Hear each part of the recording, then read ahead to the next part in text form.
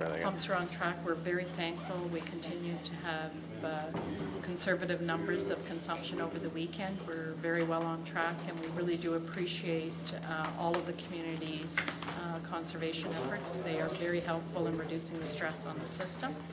We are on track for the end of the week, and we really do need to have a phased-in approach to the return to normal water consumption that reduces the stress, and any surges could impact any of the pumps online. So we will be having a phased-in approach.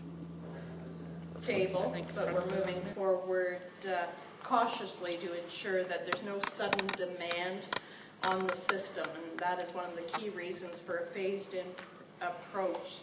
Once the small pump is in line and operating at its design capacity, we will implement the phased approach for residents, businesses, and industry to resume normal water use. And again, as I noted, that's still on track for the end of the week, and we will give daily updates as we move on. We've been very lucky, and I know there was some talk about it earlier, about the reservoirs that we have been extremely helpful in this situation to even out the flow. Of course, the Dorset Street standpipe, the water tower, and our reservoir are all very helpful and vital to supporting our water distribution system during this situation. And again, as we move forward in the week, we will be resuming water under a phased approach, and that is really to make sure that there are no sudden surges on the system that would jeopardize the full system coming up and water use remaining. To date, we've distributed 6,637 cases of water, and the water depot will remain open 12 noon to 8 as it has been in the past. This is to assist residents in conservation, and we encourage them to continue to use bottled water for drinking, cooking, as much as possible to reduce the demand on the system. And our public inquiry lines is still available, and our emergency management staff continue to monitor the system. Most of the information I have really is updates in regards to our public notification system is still operational if individuals have questions. And we will, as we move out into the phased approach, we will use our public notification system to let people know, and of course the press. Going backwards, if I could, when you We're say going forward. The public notification system, is that you meet the telephone system? Okay, but it'll also be online, right? Absolutely. Okay. Then when you talk, the emergency declaration remains in place and will be until roughly the end of the week? Absolutely. Okay. When you started talking about the reservoirs and towers, is it the Dorset Street? I didn't hear the word. I believe I called it standpipe, but it is a tower. Okay.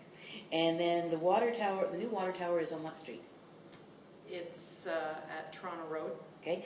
And then the reservoir, where is it? Is at Jocelyn and Victoria. Thank you. I'm thinking Okay. There's only one High School Road, you know. one reservoir. Yes. And is it like a big lake? I just don't remember ever seeing it. Oh, It's huge. It's a big hump on the corner. Okay.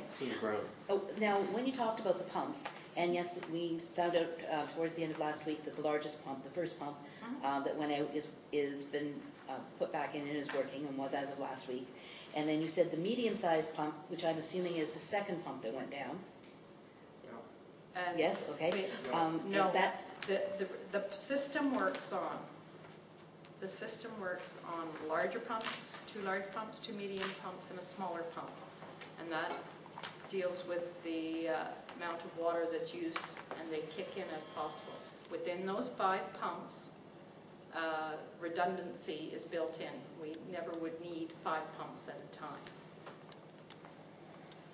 Given the issue with the impellers has affected all 5 pumps, that's why we have a water emergency. We have replaced one large pump. We are working on we have replaced the medium pump, and the next one to go out will be a small pump. We're also putting into place the external pump, or the supplementary pump. That builds redundancy into the system, is approved by the Ministry of the Environment to move forward, and will move us up to be able to lift the declared emergency and lift the water conservation requirements. So, Well, and then it will be long-term, which I've stated here on several occasions, that the stainless steel pumps will come in, and the rotation of those, all 5 pumps, will continue over a period of time until they're all replaced with stainless steel impellers. the only issue that I have is there are 5 pumps, Yes, and with the supplementary pump would be 6. correct. But you talked about the large pump, the medium pump, Yes, the supplementary pump, the small pump, and then Yes. you said the 3 remaining, which would add up to 7, not... I'm sorry. Okay, Yes, I'm just agree. wanting to make sure I didn't miss something. There's 5 pumps in total. We cannot come back to full use until we have the 3 pumps in the system, plus the supplementary pump.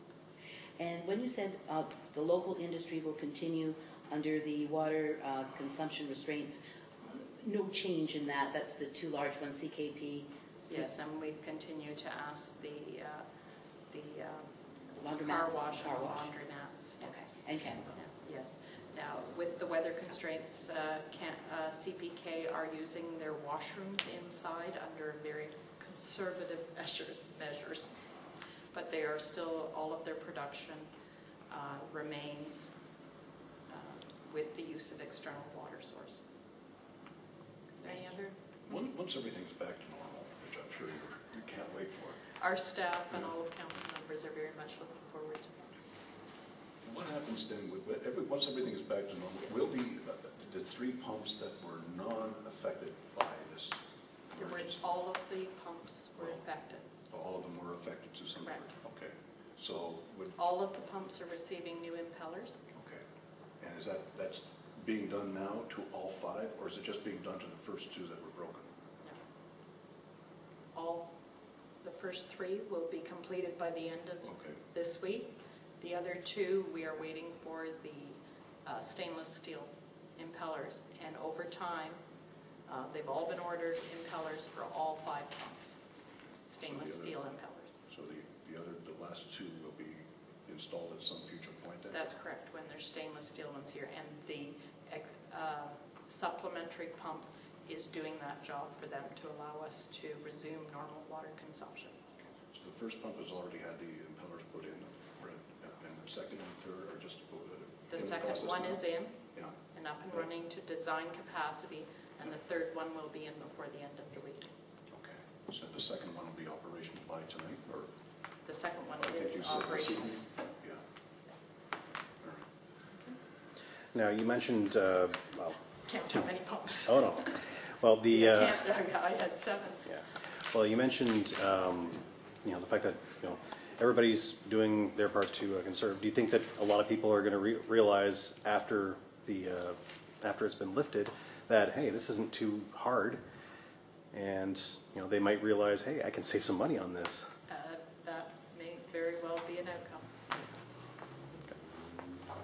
Any other questions? When you came in, I was just following up with questions that I had posed to Mr. Cannon last week, and they originated, they were on Facebook before that, but they also came out at the ratepayers meeting last week, and that was about there is a general feeling by some members of the Port Hope residents, the people who live here, that the new water tower is not being used and is not hooked up to the system. Do you know why that is out there? A lot of people question a lot of things, and why they do that really is a good question. But there's no reason to consider that whatsoever. The water tower was put into operation well over, I believe it was 1.5 years ago. It was being tested prior to that.